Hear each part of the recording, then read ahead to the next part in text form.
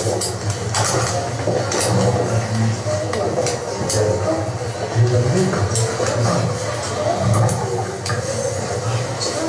vous a tous les bonnes fêtes de Pâques. Aujourd'hui, j'aimerais vous parler d'un sujet important. Un sujet important parce que vous savez que la tentation vient sur le monde. Vous savez aussi que le peuple se meurt manque de connaissances. Or, nous allons voir plusieurs choses. Nous allons voir d'abord la puissance de Dieu. Nous allons voir comment Dieu change les temps et les circonstances. Nous allons voir comment Dieu écrase la puissance de Satan. Éternel, notre Dieu, notre Père, nous te louons, nous te rendons grâce. Béni sois-tu et gloire à toi. C'est toi, Seigneur, qui as écrasé la mort. C'est toi qui as pris les clés du séjour des morts. C'est toi qui l'as vaincu, Seigneur. C'est toi qui nous as ouvert une nouvelle voie dans le jardin de Dieu, autrefois fermée par les chérubins avec des épées flamboyantes.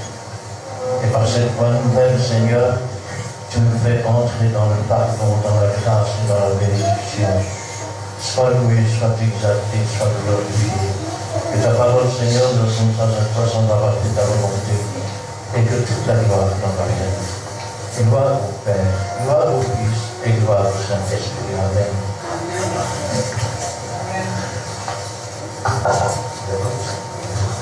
Et j'aimerais prendre avec vous trois parties de passage dans l'Évangile de Luc, chapitre 23, et nous commencerons par le verset 33, qui est la première partie. Il nous est dit, lorsqu'ils furent arrivés au lieu appelé Crâne, ils le crucifièrent là. Je vais prendre cette première partie-là. Le mont du Crâne, c'était pas par hasard. C'est là que, des siècles avant, David avait planté la tête de Goliath en face de la muraille des Jébusiens. Muraille des Jébusiens qui est devenue la forteresse d'Antonia. Quand ils sont arrivés là-bas, les gens avaient crié « Crucifie, crucifie, crucifie ». Et le diable avait envoûté ces gens, au point qu'ils se réjouissaient de cette crucifixion. Vous remarquez que dans certaines religions, on vous dira que Jésus a été pendu au bois. Il est vrai que le serpent d'airain a été suspendu à un bâton. La particularité, c'est dans le livre des Nombres d'ailleurs, et le frère l'a cité tout à l'heure dans Jean, chapitre 3 et verset 14. La particularité, c'est que même quand on avait été piqué par un serpent brûlant, le simple fait de regarder vers ce serpent d'airain qui était suspendu, le venin disparaissait. La mort reculait. Elle était une image de Jésus-Christ.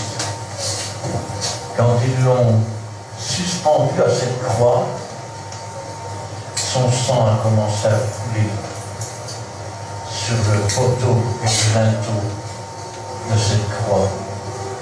Il faut dire que les Romains avaient ajouté à ce poteau ce qu'on appelle un vitibulum, c'est-à-dire une traverse, ce qui augmentait la souffrance parce que chaque respiration déchirait les mains. Il y avait des prisonniers qui mettaient plusieurs jours avant de mourir, lorsqu'ils étaient mal attachés, on va dire. Ils mouraient asphyxiés. Vous en aviez d'autres qui mouraient au bout de quelques heures. Mais quand le sang a commencé à couler sur cette croix, comme autrefois, quand le sang avait été mis sur les poteaux et les linteaux des portes en Égypte, la puissance de la mort n'a plus pu intervenir.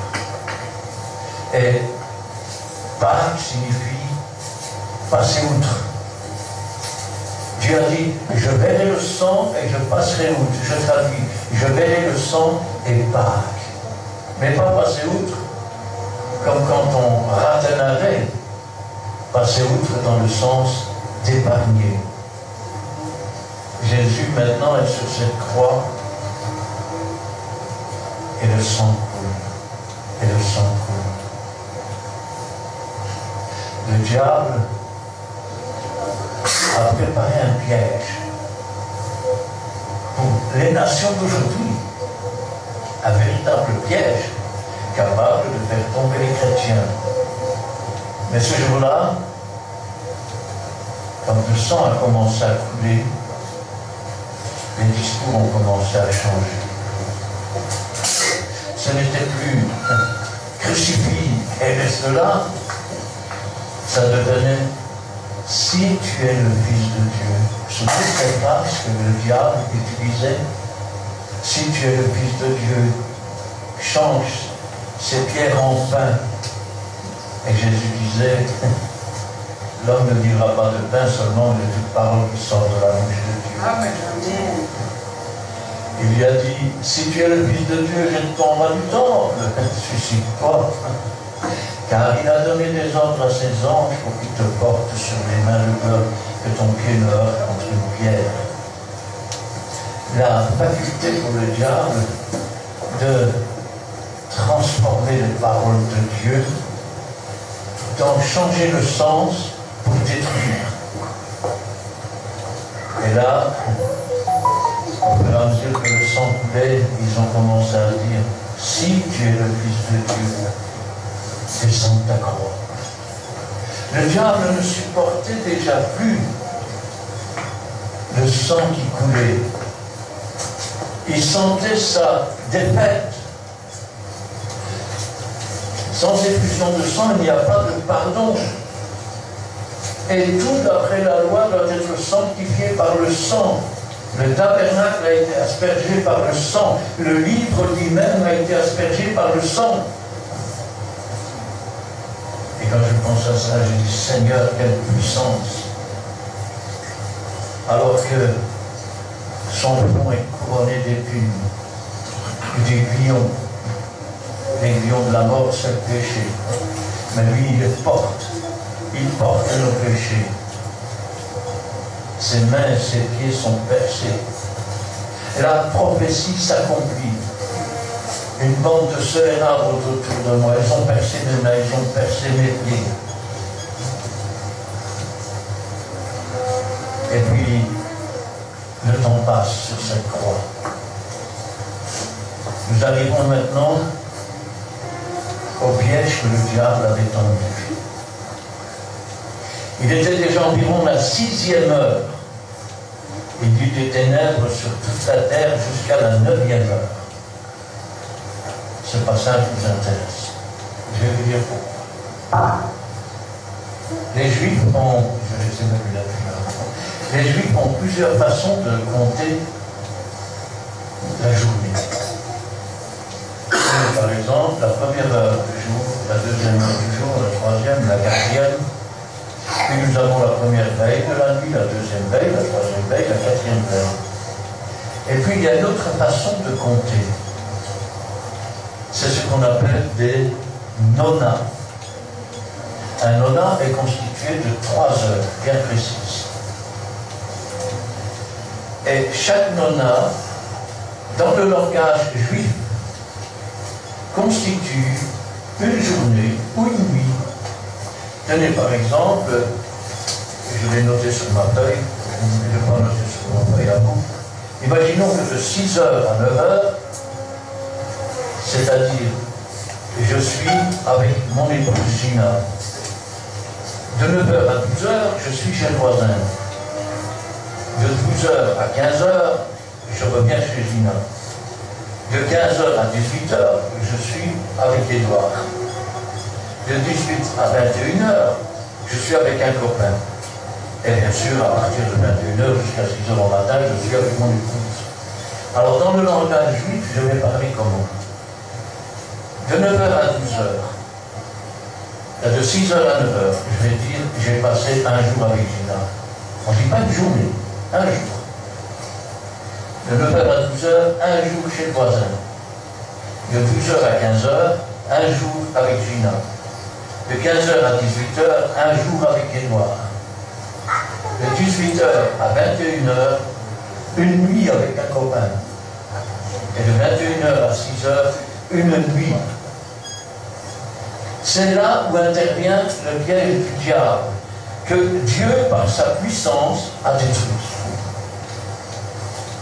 Est-ce que quelqu'un sait quel jour de la semaine Jésus est mort? Pardon? Bien fort. Le jour de Pâques. Oui, le jour de Pâques. Ça, je m'en doute. Mais c'était quel jour de la semaine? Vendredi. C'est bien. Voilà le piège que le diable avait tendu. Et c'est pour cela qu'ils ont traîné, comme on dit, des rôles dans Pilate avec Jésus. Et chez le souverain sacrificateur. Il ne fallait pas que la prophétie s'accomplisse. Il fallait pouvoir détruire le témoignage de Jésus lui-même. Quand Jésus a dit, de la même façon que Jonas a passé 3 jours et 3 nuits dans le ventre du poisson, il faut que le Fils de l'homme passe 3 jours et 3 nuits dans le sein de la terre. Il a dit que le Fils de l'homme allait mourir et qu'il ressusciterait au 3e jour. Comptez une fois avec moi, vendredi, donc samedi ça fait un jour, dimanche. Ça fait 2 jours, non? Donc, voilà le piège que le diable a tendu. De la même façon qu'il n'y a pas longtemps, je me tenais sur cette même tribune et parfois je ne fais pas attention à ce que je dis. Et pourtant c'est important parce que le peuple, il se meurt manque de connaissance. J'avais dit que le Saint-Esprit avait engendré un corps à Jésus et que Jésus était venu habiter dedans. Pourquoi voulais-je expliquer de cette façon? Parce que maintenant, si vous parlez avec quelqu'un qui est érudit et qui a l'esprit de l'Antéchrist, il va vous dire, vous voyez que Jésus a été engendré, donc il a été créé, donc il n'est pas Dieu. Commencez à comprendre? Si maintenant, l'esprit de l'Antéchrist vient et dit, il est mort quand, Jésus? Vendredi, il est ressuscité quand?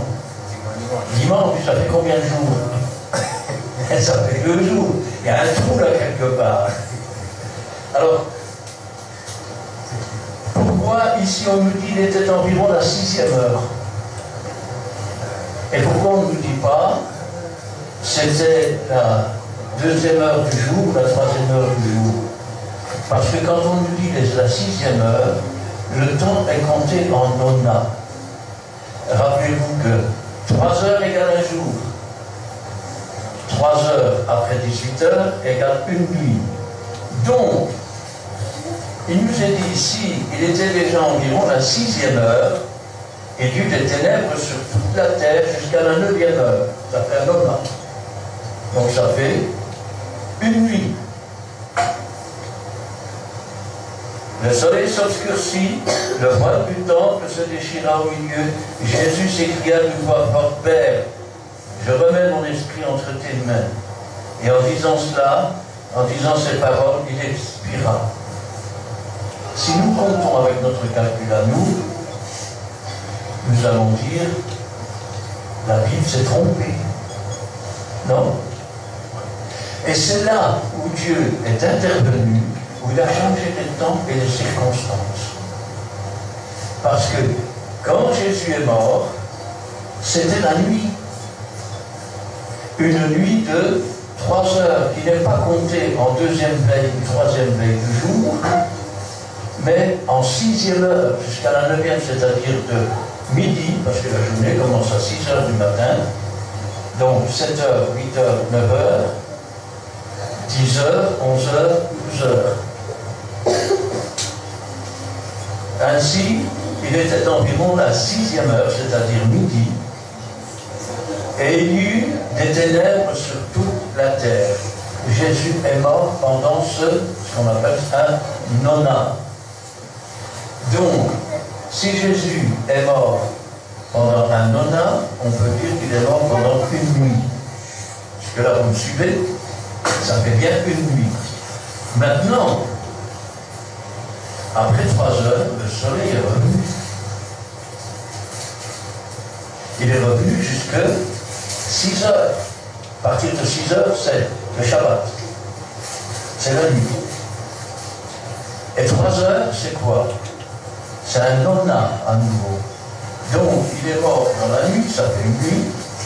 Puis le soleil est réapparu pendant un autre nona, ce qui nous fait un jour, entre 15 et 18 heures. Puis après, nous avons la nuit du vendredi à samedi. Ça nous fait 2 nuits et un jour. Puis nous avons la journée de samedi, de 6 heures à 18 heures, ce qui nous fait 2 jours et 2 nuits. Puis nous avons la nuit de samedi à dimanche, ce qui nous fait 3 nuits et 2 jours. Et puis nous avons le matin du dimanche, de 6 à 9 heures, qui est un nona, donc une journée. Et donc, quand le jour fut paru, les femmes se concertèrent, elles préparèrent les aromates, et quand elles arrivèrent, la tombe était vide. Ainsi donc, il y a réellement 3 jours et 3 nuits. Parce que le diable ne voulait pas qu'il y ait 3 jours et 3 nuits, c'est pour ça qu'ils ont traîné comme ça. Mais Dieu, dans sa puissance, a fait venir les ténèbres sur toute la terre. Pendant une durée appelée un nona. Et un nona, c'est une nuit. Quand... Essayez de bien retenir, c'est pour ça que je vous ai donné un papier. Parce qu'un jour, on essaiera de détruire votre foi avec ça. On dira, s'il est mort vendredi, elle est ressuscitée dimanche, ça fait 2 jours. Il était environ la 6e heure, et il y eut des ténèbres sur toute la terre jusqu'à la 9e heure. À partir du moment où Jésus va mourir, on va passer, on va dire, du naturel au surnaturel. Parce que pour pouvoir être un héritier, il faut que la mort soit attestée. Et à partir du moment où la mort de Christ est attestée, et que le sang purificateur a été versé, il n'y a plus aucune condamnation pour ceux qui croient en Jésus. Jésus s'écria d'une voix forte, « Père, je remets mon esprit entre tes mains. » Et disant ces paroles, il expira. Pendant ce temps où ces choses se sont passées, la terre s'est mise à trembler. Les rochers se sont fondus. Quand les rochers ont reçu le sang de Christ, la terre elle-même a été effrayée. Aujourd'hui, il y a des gens qui ont dit des cœurs de pierre. Mais même la pierre s'est brisée avec le sang de Jésus. Alors que parfois les hommes ne se laissent pas briser par le Seigneur. Plusieurs des tombeaux des saints se sont ouverts. Ils apparaîtront d'ailleurs dans la ville le dimanche matin, le jour de la résurrection. Dans le temple, le voile s'est déchiré. Mais pas d'en haut, d'en haut en bas, comme si une main venait et déchirait ce voile, montrant ainsi que la voie est ouverte et qu'il n'y a plus de voile, ou alors c'est au travers du voile de la chair de Christ. Et tous ceux qui étaient là, pendant que le sang coulait, Parce qu'il n'est pas venu seulement avec le sang, mais il est venu avec l'eau aussi. L'Esprit de Dieu commençait à travailler, à changer les cœurs, à changer les âmes. On parle souvent du premier réveil comme de la Pentecôte. Mais je dirais que le premier réveil a eu lieu au pied de la croix. Alors que le sang de Christ avait coulé. Alors que, je vais dire, il était là, les cœurs des hommes ont commencé à être touchés. Ils ont commencé à se dire, on a vécu comme si Dieu n'existait pas. Nous avons demandé la mort de cet homme. Et pourtant, il était plus qu'un homme. Mais le brigand qui était à côté de lui avant sa mort, pour bien vous montrer la puissance du sang et de la force de Jésus dans ce lieu, cet homme dira, souviens-toi de moi, où tu viendras dans ton règne. C'était un brigand. Il défendra même Jésus. Il dira pour nous c'est justice. Mais lui n'a rien fait. Cet homme s'est converti sur la croix en payant pour ses fautes. Et Jésus lui dira aujourd'hui même, tu seras avec moi dans le paradis. La puissance qu'il y avait dans ce lieu, la tête du diable a été écrasée.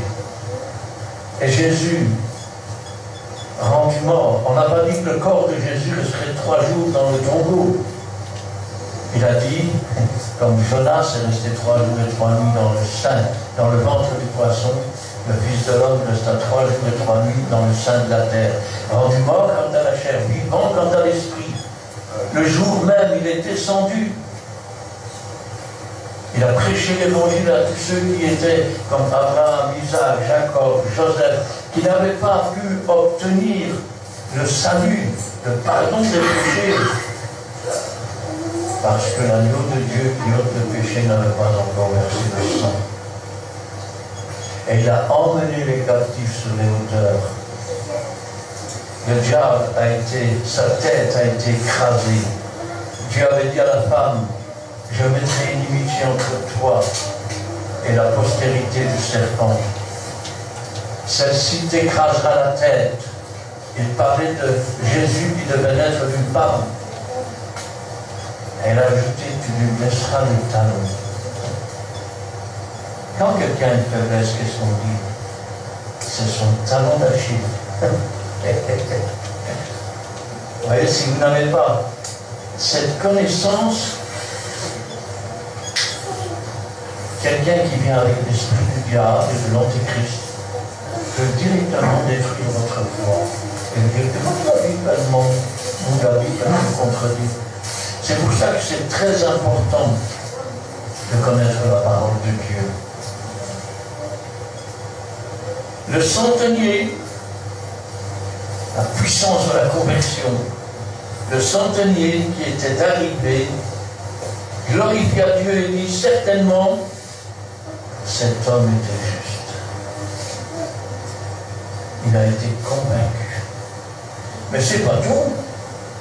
Et tous ceux qui assistaient en foule à ce spectacle, après avoir vu ce qui était arrivé, s'en retournèrent se frappant la poitrine. C'est un geste. Quand Jésus a été crucifié, il y avait un autre geste, un geste de mépris. Les gens étaient là. Mais après sa mort sur la croix, après avoir assisté, après avoir été convaincu, et avec la puissance de Satan été écrasé par le sang versé et par le Saint-Esprit, ces gens sont partis. C'est ma faute, c'est ma grande faute, c'est ma faute, c'est ma grande faute. Ils se repentaient. Et quand je pense à ça, je dis Seigneur, quand je pense que rien que pour cet instant, Dieu a changé les temps et les circonstances. Quand il a marqué dans son livre 3 jours et 3 nuits, le diable avait tout arrangé pour que ce ne soit pas le cas. Mais Dieu a fait tomber la nuit de midi à 3 heures. La puissance de Dieu, rien ne peut l'égaler. Rien ne peut l'ébranler, rien ne peut l'empêcher. Et pendant que le diable voulait détruire Jésus, Dieu, dans sa puissance, a amené à la repentance tous ces gens. Et Dieu convertissait ce brigand sur la croix et amenait tous ces gens à la repentance, rentrant chez eux, se frappant la poitrine et demandant pardon à Dieu. Tous ceux de la connaissance de Jésus et les femmes qui l'avaient accompagné depuis la Galilée se tenaient dans l'éloignement et regardaient ce qui se passait. Essayez d'imaginer. Vous avez marché 3 ans avec Jésus. Dites-moi avec Dieu. Son visage, il ressemble au visage d'un boxeur le lendemain d'un match, à cause du point qu'il a reçu. Son dos, il y a des bouts de côte qui passent, c'est la viande tachée, à cause du fouet. Ses mains, il y a des trous dedans. Ses pieds, pareil. Sa tête, elle est tout en sang. Il y a des aiguilles plantées dans son front. Et devant la puissance, devant l'amour du Seigneur, quand il dit « Père, pardonne-leur, ils savent pas ce qu'ils font », cette foule qui est là se repent et commence à changer de vie. Sans aucune prédication, simplement la vision de ce Christ. Ils ont tourné le regard vers ce Christ, comme autrefois on tournait le regard vers le serpent d'airain, et ils en sont partis, changés et transformés pour toute leur vie. Troisième passage que j'aimerais prendre avec vous. Le premier jour de la semaine, c'est le chapitre 24 et les 7 premiers versets. Le premier jour de la semaine, elles se rendirent au sépulcre le grand matin. Mais ce n'est pas vraiment à l'aube, c'est le grand matin. Pendant le nona du jour, 3 heures qui forment un jour, portant les aromates qu'elles avaient préparés. Oui, là aussi, il y a parfois, nous lisons, nous regardons, et puis finalement, nous n'y attachons pas assez d'importance. Parce que ces femmes ont raté quelque chose. Elles ont préparé des aromates pour Jésus, et elles viennent pour embaumer le corps du Seigneur. Pourtant, quelque temps auparavant, une femme était entrée avec un vase de parfum. Elle l'a versé sur sa tête, sur ses pieds. Un parfum de grand prix. Judas était là, celui qui allait trahir Jésus plus tard et qui a essayé de fomenter la révolte. Pouvions-nous pas vendre ce parfum pour 300 deniers et le donner aux pauvres? Ça n'était pas de pauvres.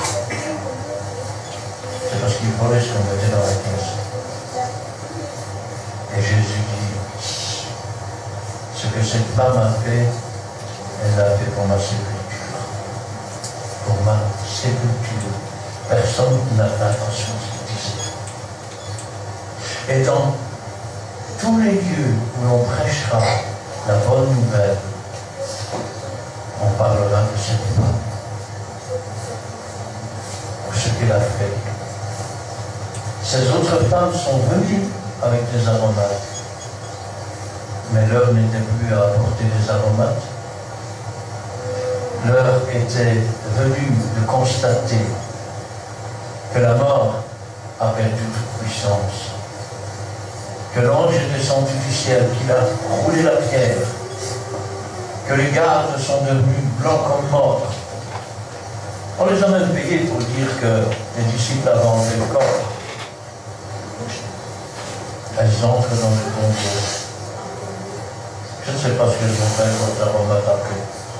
Est-ce qu'elles les ont laissées là? Est-ce qu'elles sont rentrées à la maison avec? Vous savez, quand on n'est pas attentif à la parole de Dieu, on gaspille des choses pour rien. Et on ne met pas les choses quand il faut, ou pour ce qu'il faudrait. Elles entrent dans le tombeau, mais il n'est plus là. Les linges de son corps sont étendus, et les linges de la tête sont mis dans un lieu à part. Nous sommes le corps de Christ, et nous sommes étendus sur la terre. Mais Jésus-Christ est dans un lieu à part, il est la tête de l'Église. Il est notre avocat, il est notre Seigneur, il est notre Rédempteur, il est notre lumière. Amen. Elles trouvèrent que la pierre avait été roulée, et pourtant, si on lit bien les évangiles, le long du chemin, elles se concertaient les unes des autres. Comment on va faire? Qui nous roulera la pierre? Là aussi, elles sont en retard, c'est déjà fait. Il est marqué dans la Bible, prenez garde de ne pas être arrivé trop tard. Prenez garde de ne pas être arrivé trop tard. Celui dont la lampe est pleine d'huile, celui qui marche selon la volonté de Dieu dans les pas du Seigneur, celui-là est toujours là où il faut, quand il faut. Quand on crie voici les bouts, celles qui sont prêtes sont rentrées, les autres sont arrivées trop tard. Parce que pendant qu'elles allaient chercher de l'huile, les autres sont rentrées. Prenons garde de ne pas arriver trop tard. Prenons garde. Vous savez, il y a parfois des gens comme ça. On ne va pas tout prendre à la lettre. Et le Seigneur dit, il ne disparaîtra pas un seul iota. Le iota, c'est le point qu'on met sur lui. Un seul trait de lettre, c'est le i de la parole de Dieu. Le ciel et la terre disparaîtront, mais la parole de Dieu ne disparaîtra pas. Amen. Comme elle ne savait que penser de cela, forcément, quand on n'écoute pas bien, qu'on arrive au moment où tout est déjà fait, Pierre est déjà roulé, il est ressuscité, qu'est-ce qui se passe ici? Au point que Marie va jouer dehors. Je ne sais pas comment le Seigneur dit, bon, tu l'as mis, je l'ai cherché.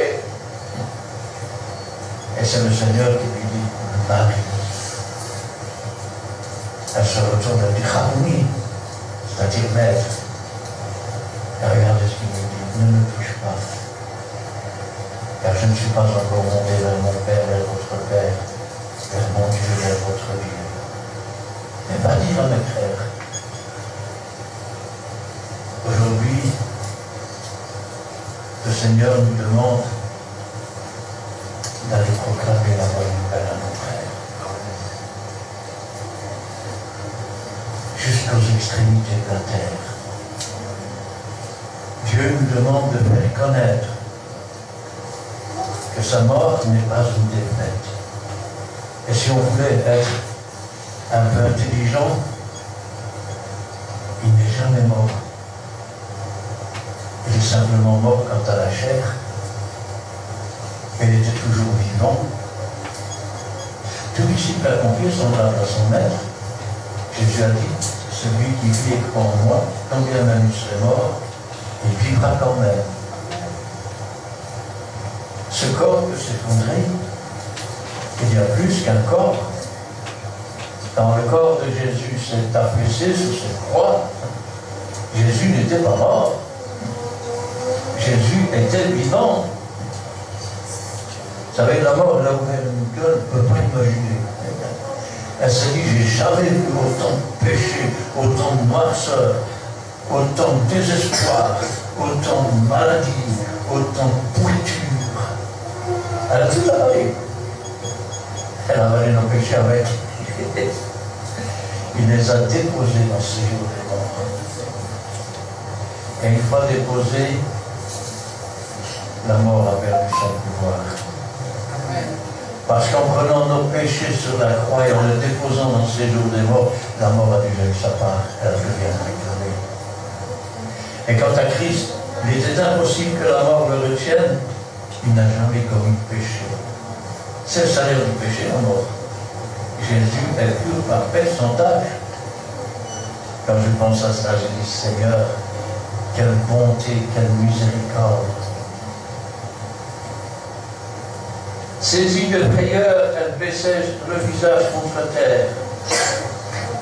Ah oui, elle y pensait. Hein. Qu'est-ce que j'ai devenu, Seigneur? Pourquoi il n'est pas là? Pour que c'est les Romains qui l'ont pris ou... Et puis, 2 hommes vêtus de blanc. Alors, si on pourrait vous dire, ouais, mais la Bible elle se contredit, parce que dans un passage, elle dit un homme vêtu de blanc. Dans ce passage, elle dit 2 hommes vêtus de blanc. Ça dépend dans quel coin tu viens du Congo. Il y a des personnes que je ne vois pas derrière les grandes mains. Si le compte, il va manquer. Il commence à comprendre. Ces hommes sont apparus,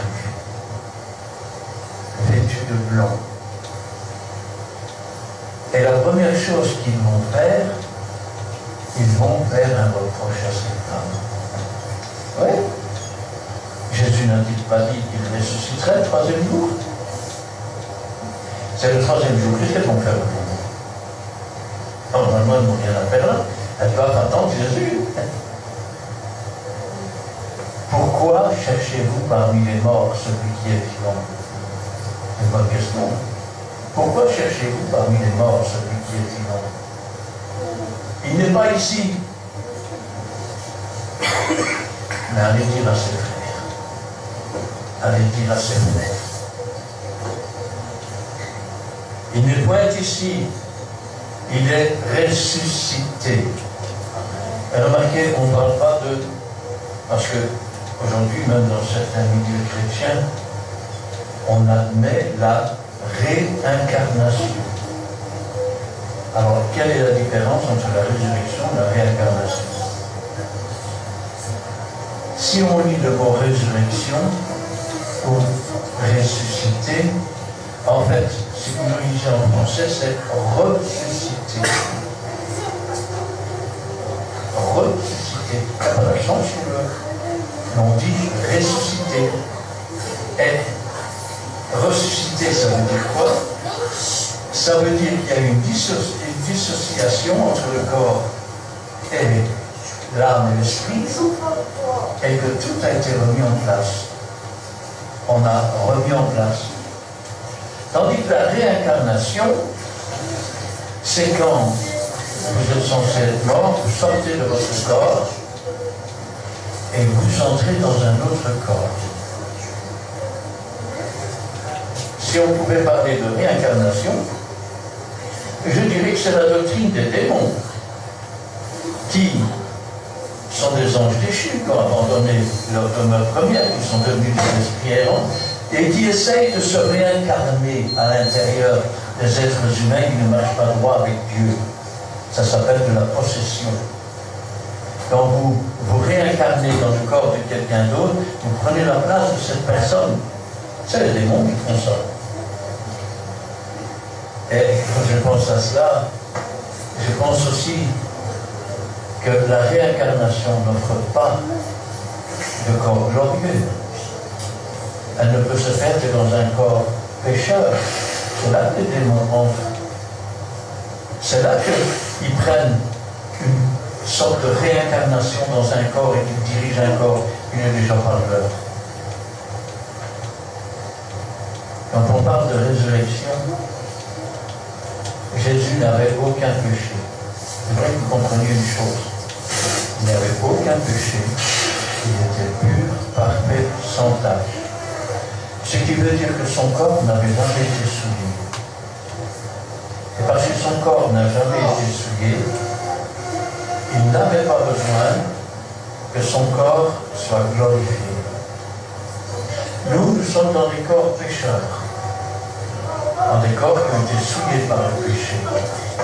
Ce Ce qui veut dire que notre chair et notre sang ne peuvent pas hériter le royaume des cieux.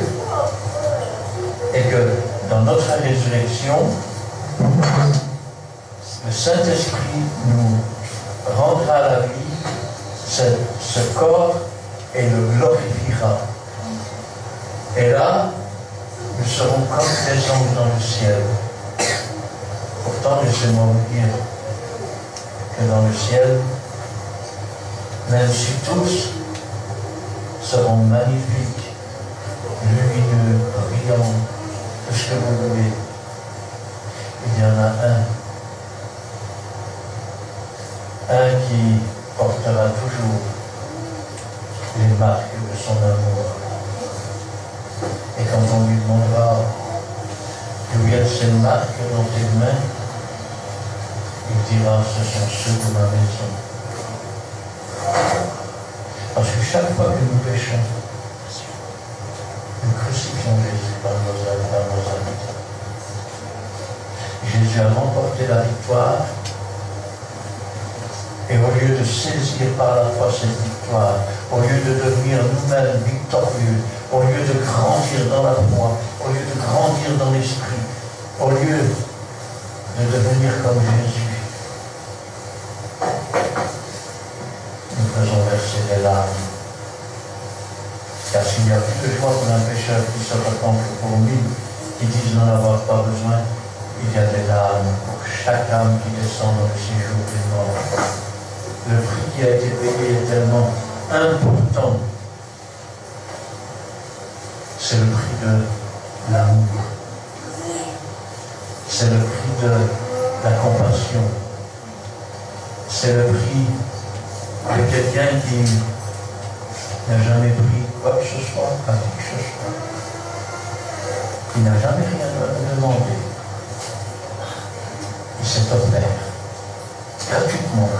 Je sais bien qu'il y a des gens qui essaient de faire payer pour donner du change, ce que vous voulez, mais Jésus s'est offert gratuitement. Quand vous recevez gratuitement, le Seigneur donne gratuitement. Ne soyez pas comme certains qui ont fait du Seigneur un business. Ça a toujours existé. Quand le Seigneur est arrivé à l'entrée du temple, ce qu'il a fait, il a chassé les marchands 2 fois. Ma maison sera appelée une maison de prière, vous en avez fait une caverne de voleurs. Ne faisons pas du temple de l'habitation de Dieu une caverne de voleurs, mais faisons-en une maison de prière, une maison de louange, une fierté pour celui qui a fait de nous ses enfants, afin que quand le Seigneur parle de nous,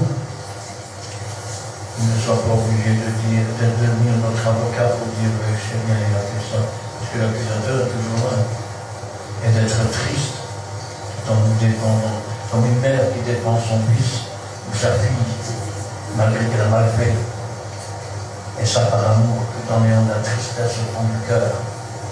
Mais que Dieu puisse dire, comme il a dit à Job, regarde mon serviteur, regarde mon servant. Il n'y a personne comme lui sur la terre. Et de faire rougir Satan dans ses accusations. Que Dieu puisse nous faire confiance. Parce que c'est facile de dire, j'ai confiance en Dieu. La question n'est pas là. La question est, est-ce que Dieu peut avoir confiance en nous? Amen. Amen. Amen.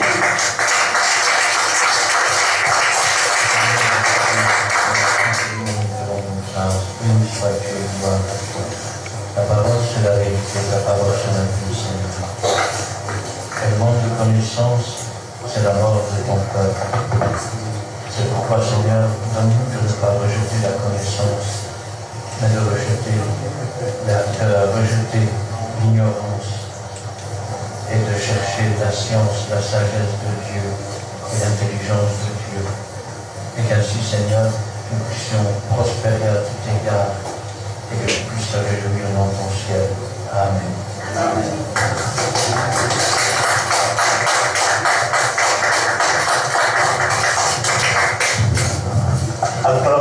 Acclamons pour la gloire de Dieu.